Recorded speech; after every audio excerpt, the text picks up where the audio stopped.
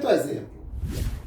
Um projétil de massa m igual a 20 gramas é atirado horizontalmente com velocidade v0 contra um pêndulo vertical cuja massa pendular é m igual a 2 kg e de fácil penetração. O projétil aloja-se no pêndulo e, devido ao choque, o conjunto sobe até a altura h igual a 20 cm. Adote g igual a 10 metros por segundo ao quadrado e determine a velocidade inicial do projétil. Este problema retrata o que nós chamamos de pêndulo balístico, que é justamente um artifício que a gente utilizava para determinar a velocidade de um projétil. Então, a gente atirava, o projétil atingia o pêndulo com uma certa velocidade. Eu tenho aqui o quê? Uma colisão perfeitamente inelástica. Eu sei que ocorre a conservação da quantidade de movimento. E aí, com o princípio de conservação da energia, a partir da altura alcançada pelo pêndulo, a gente consegue determinar a velocidade inicial do projétil. Então vamos lá, vamos resolver aí. Eu quero saber a velocidade inicial do projétil. Então eu vou ter uma colisão, ok? Qual o tipo de colisão? Uma colisão perfeitamente inelástica, porque o projétil vai se alojar no corpo. Eles vão seguir juntos após a colisão. Então, eu posso utilizar a conservação da quantidade de movimento. Ou seja, antes da colisão, a quantidade de movimento antes da colisão. Só quem estava em movimento era o projétil, era a bala. Então a massa da bala vezes a velocidade inicial da bala. Após a colisão, o que é que eu tenho? Eu tenho os dois viajando juntos. Ou seja, é como se fosse apenas um corpo. Eu tenho a massa da bala mais a massa pendular viajando juntas com uma certa velocidade v. Ou seja, a velocidade do conjunto após a colisão vai corresponder à massa do projétil vezes a velocidade do projétil, dividido pela massa do projétil mais a massa pendular. Vamos guardar isso aqui. E agora, o que é que eu vou utilizar? Eu vou utilizar o princípio de conservação da energia. Que basicamente é o seguinte, logo após a colisão. Qual é a forma de energia que o conjunto tem? Energia cinética. E a partir daí, o conjunto começa a subir. Quando o conjunto atinge essa altura máxima, toda a energia mecânica deste conjunto corresponde à energia potencial gravitacional. Então, claro que eu estou considerando que no intervalo de tempo entre o final da colisão e o conjunto atingir a altura máxima, não houve perda de energia. Ou seja, houve perda de energia durante a penetração da bala no alvo. E ele me diz que essa penetração ela é fácil. Então deve ser uma penetração muito rápida. Então eu estou considerando imediatamente depois da penetração da bala neste alvo aí, o corpo partiu aqui do nível zero. Estou considerando como nível zero aqui, o nível do pêndulo aí, da posição inicial do pêndulo. Logo após esta colisão inelástica, toda a energia do corpo era cinética. E, a partir deste momento, até o pêndulo atingir a altura máxima, não houve perda de energia, já que ele não se referiu à resistência do ar. Então, se não houve perda de energia, a energia mecânica inicial, que era toda a cinética aqui desse conjunto, ou seja, massa com a massa do conjunto, massa do projétil mais a massa pendular, vezes a velocidade ao quadrado. Qual a velocidade do conjunto? Eu tenho aqui massa do projétil, velocidade do projétil, dividido pela massa do projétil mais a massa pendular ao quadrado, dividido por 2.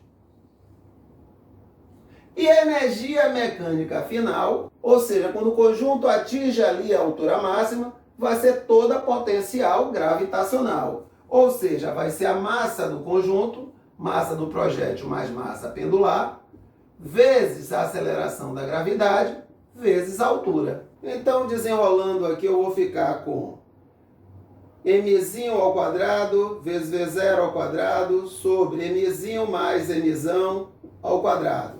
O 2 vem para cá multiplicando, então vai ficar com 2 vezes G vezes H. Então, vamos arrumar um pouco mais. Eu vou ficar com mzinho ao quadrado V0 ao quadrado igual a 2 vezes mzinho mais mzão ao quadrado vezes G vezes H. Ou, se preferir, eu vou ficar com V0 ao quadrado igual a 2 vezes mzinho mais mzão ao quadrado vezes G vezes H sobre mzinho ao quadrado. Ou seja, V0 vai ser a raiz quadrada de 2 vezes mzinho mais mzão ao quadrado vezes G vezes H sobre mzinho ao quadrado. Posso tirar aqui mzinho mais mzão ao quadrado da raiz, mzinho também ao quadrado da raiz. Então, a velocidade do projétil vai ser igual a mzinho mais mzão dividido por mzinho multiplicado pela raiz de 2GH. Substituindo as informações que foram dadas no enunciado,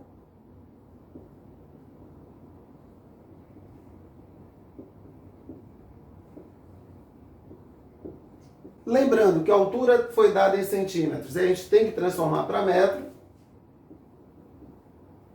Eu vou encontrar a velocidade inicial do projétil como sendo aproximadamente 202 metros por segundo. Sexta questão. Uma bola de tênis, partindo do repouso, cai de uma altura h e, após atingir uma superfície, eleva-se até a altura h'. Mostre que o coeficiente de restituição é dado pela expressão E igual a raiz quadrada de h' sobre h. Despreze a resistência do ar. Então vamos lá, eu quero demonstrar que o coeficiente de restituição para uma situação como esta corresponde à raiz quadrada de h' sobre h. Qual é a situação mesmo? Eu vou abandonar uma bola de tênis de uma certa altura, ela vai colidir com a superfície e vai retornar a uma altura menor h'. E basicamente, para encontrar o coeficiente de restituição, eu vou precisar da velocidade relativa de aproximação, ou seja, da velocidade em que a bolinha vai atingir a superfície, e da velocidade relativa de afastamento, ou seja, da velocidade que a bolinha vai abandonar essa superfície. Essas duas velocidades eu posso encontrar usando o princípio de conservação da energia, ou seja, para a primeira situação. Inicialmente, qual é a energia que a bola de tênis tem? Ela tem energia potencial gravitacional, mgh. Quando atingir o solo, toda a energia mecânica dela vai estar na forma de energia cinética, ou seja, mv ao quadrado sobre 2. Sendo assim, a velocidade que essa bola de tênis vai atingir o solo, ou seja, vai atingir a superfície, vai ser igual a v ao quadrado igual a 2gh, ou seja, v vai ser a raiz de 2 vezes g vezes h. Então, esta é a velocidade que a bolinha vai atingir a superfície. Já na situação 2, a bolinha acaba de abandonar a superfície, com a velocidade que vamos chamar de v'.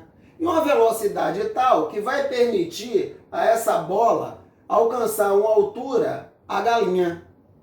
Então, mais uma vez, eu vou utilizar o princípio de conservação da energia.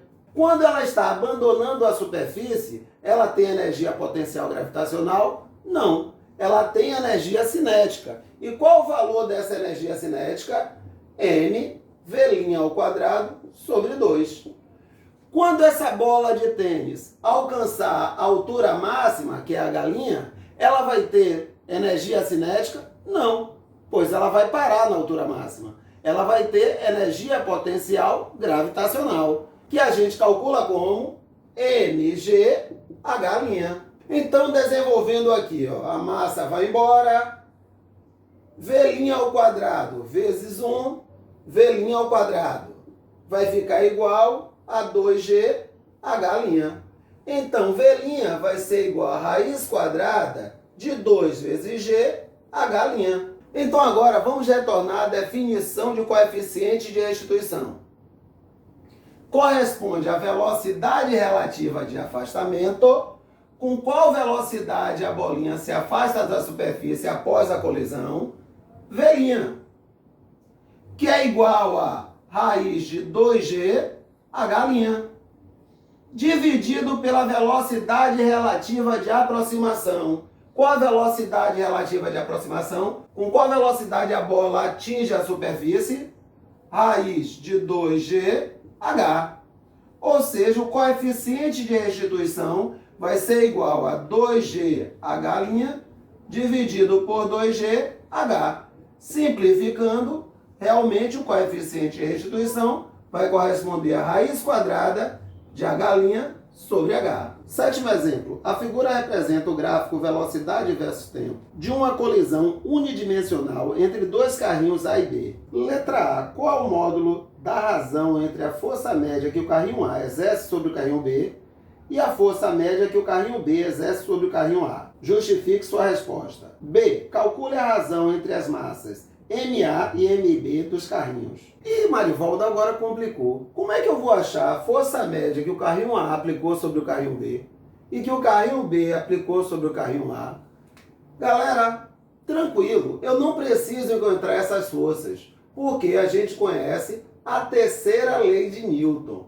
Ou seja, se o carrinho A aplicou uma força no carrinho B, o carrinho B reagiu aplicando uma força de mesmo módulo, mesma direção, porém sentido contrário. Ou seja, o módulo dessas duas forças é o mesmo. Então a razão entre os módulos dessas duas forças vai dar quanto? 1. Respondida a questão. Já a letra B, eu quero saber a razão entre as massas dos corpos A e B. O que é que eu posso fazer? Aplicar o princípio de conservação da quantidade de movimento. Ou seja, a quantidade de movimento antes da colisão tem que ser igual à quantidade de movimento depois da colisão. Então, antes da colisão, o corpo A vinha com a velocidade de 10 metros por segundo. Então, massa de A vezes a velocidade de A, 10 metros por segundo. E o corpo B vinha com a velocidade de menos 6 metros por segundo. Ou seja, vou ficar com a massa de B vezes a velocidade dele, menos 6 metros por segundo.